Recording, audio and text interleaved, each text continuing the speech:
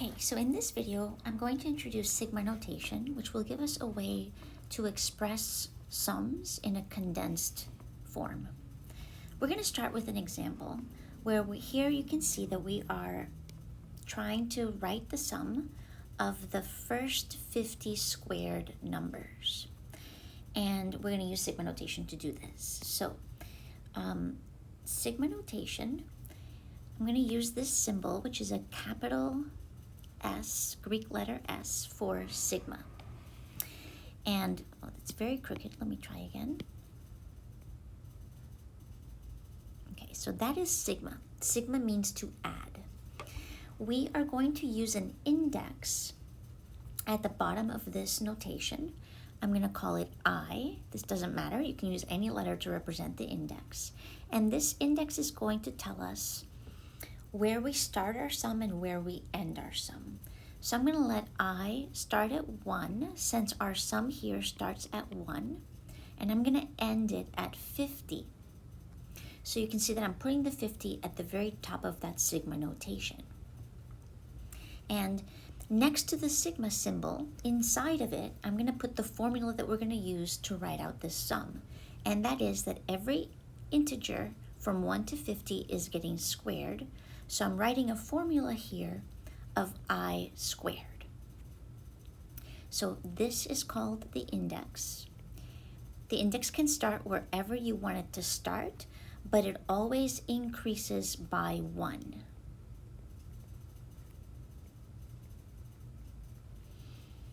This is our upper bound of the index.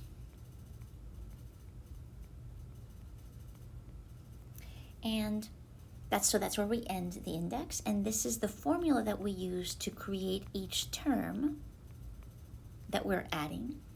And the sigma itself, the symbol sigma, means to add. So when I read this,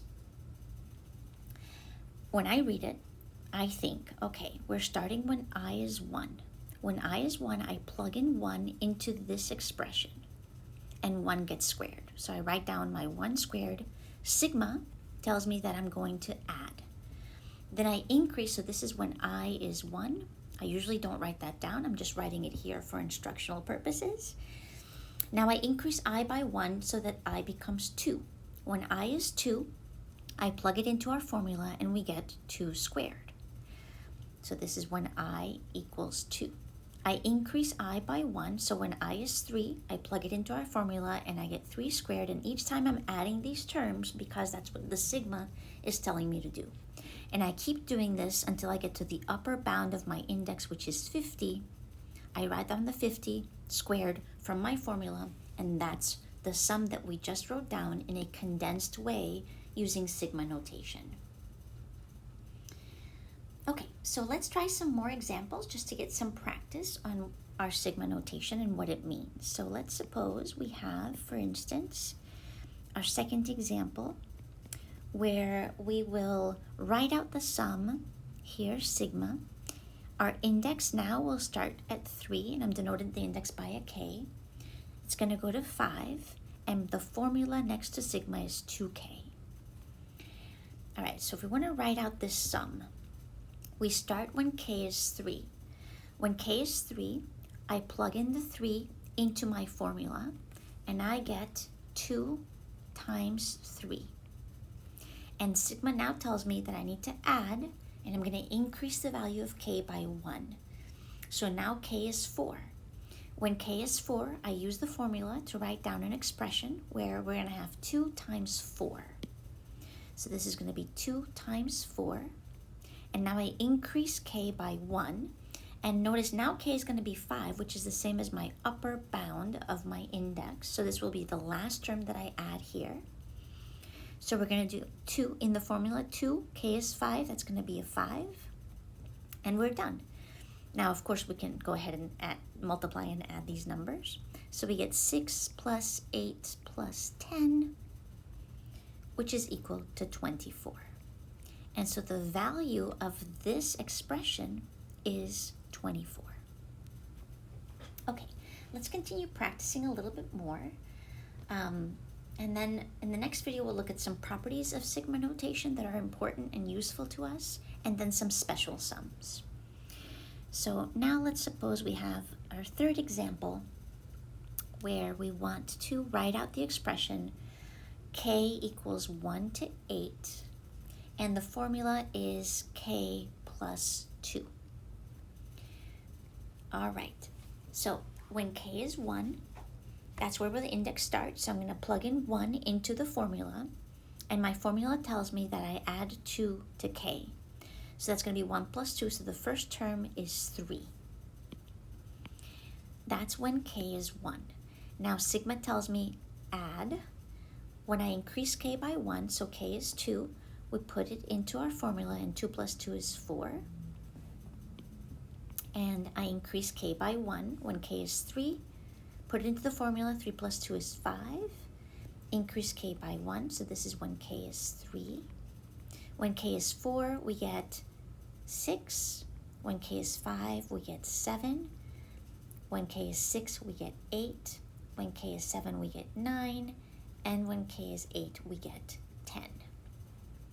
And you can add up all those numbers, whatever that may be. We'll find a formula for this later, but I just want to make sure you understand how to read this notation. All right, let's look at a couple of additional examples. Let's suppose now that we have the sum, and we'll go from I equals 1 to 3. And my formula now is going to have a negative 1 to the I power and times 4. So let's think about what this will look like. When I is 1, we plug in 1 in place of I into our formula here. And that's going to give us negative 1 to the first power, which is negative 1 times 4. To that, we're going to add, when I is 2, we're going to get negative 1 squared times 4. And when I is 3, which is the last addend that we're going to have, when I is 3, we get negative 1 cubed times 4. So this gives us negative 4. Negative 1 squared is positive, so plus 4. Negative 1 cubed is negative, and that's minus 4.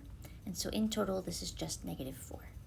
So one thing to notice is that this expression, negative 1 to the I power, caused the terms in my sum to alternate in sign. Because raising negative 1 to an even number gives us a positive 1, and raising negative 1 to an odd number gives us a negative 1.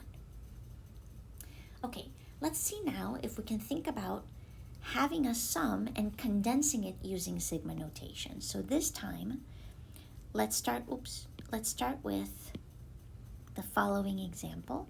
I'm going to write out a sum, 16 minus 25 plus 36 minus 49, and we'd like to condense this sum into an expression using sigma notation.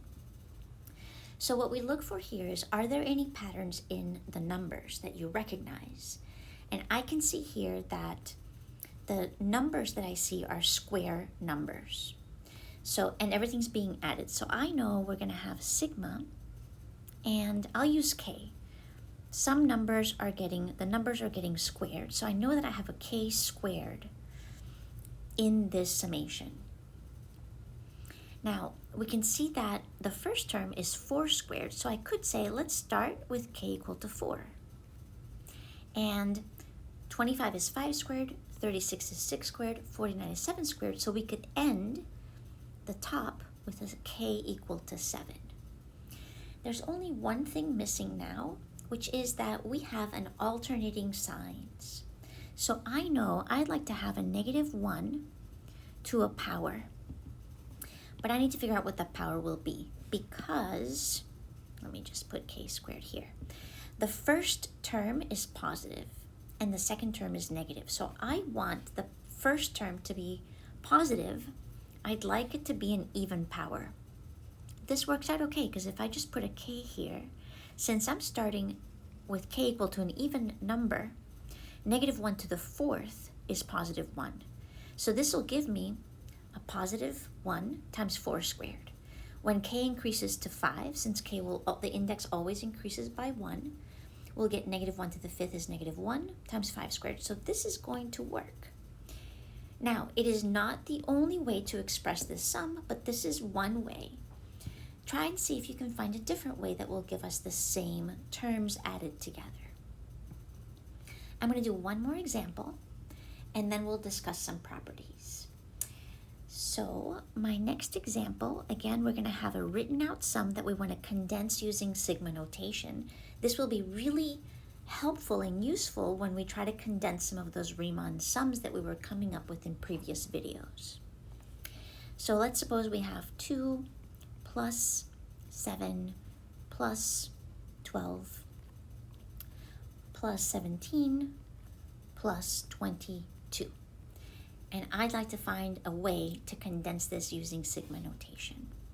So things to look for. In the previous example, we saw that we were dealing with squared numbers. Sometimes when you have a sum like this, you can also look for any common differences between the terms. I can see here that in order to go from 2 to 7, I have to add 5. From 7 to 12, we also add 5. 12 to 17, we also add 5. And 17 to 22, we also add 5. So this is a little bit like a linear function where I'm always adding the same number to obtain the next term. So I'm going to try to write this. Let's use, with sigma notation, let's use, I don't know, I'll use an I this time. And it's a little bit of an iterative process, right? Because I've got to figure out what will my expression be. And then depending on what I decide for my expression, that's going to help me figure out where to start my index and where to end it. So I know that I need to add 5 each time. So I know that I have some kind of 5 times I term in my formula. So if I start I at 1, well, that's just going to give me a 5. When I is 2, that's going to give me a 10. When I is 3, that's going to give me a 15. I'm not quite there, right? Because I need to start at 2. But notice, when I is 1 and I get a 5, I need to start at 2, so I could take away 3. And let's see if that helps us. When I is 1, well, 5 times 1 is 5. 5 minus 3 is 2. When I is 2, 2 times 5 is 10. 10 minus 3 is 7. That works. When I is 3, 3 times 5 is 15. 15 minus 3 is 12. So that works. When I is 4, we get 17. And when I is 5, we get 22. So this is one possible way of writing this sum in a condensed way. Another possibility, right? Sigma notation is not unique. We could write this differently.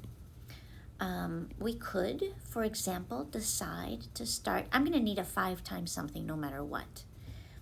But let's suppose that I'm going to use k this time, my 5k, but I start at k equals 0. If I start at k equals 0, I'm getting a 0 for the first term, but I know the first term must be 2. So what if I add a 2 there? Well, let's see. Then that gives me the first 2. When k is equal to 1, 1 times 5 is 5 plus 2 is 7. Good. When k is 2, 2 times 5 is 10 plus 2 is 12. Yes. When k is 3, 3 times 5 is 15 plus 2 is 17. That works. And when k is 4, 4 times 5 is 20 plus 2 is 22. So we've shifted everything down, the index down from k equals 0 to 4, and now our formula is 5k plus 2. Okay, in the next video we're going to look at some properties of sigma notation, some special sums, and then we'll go back to our Riemann sums.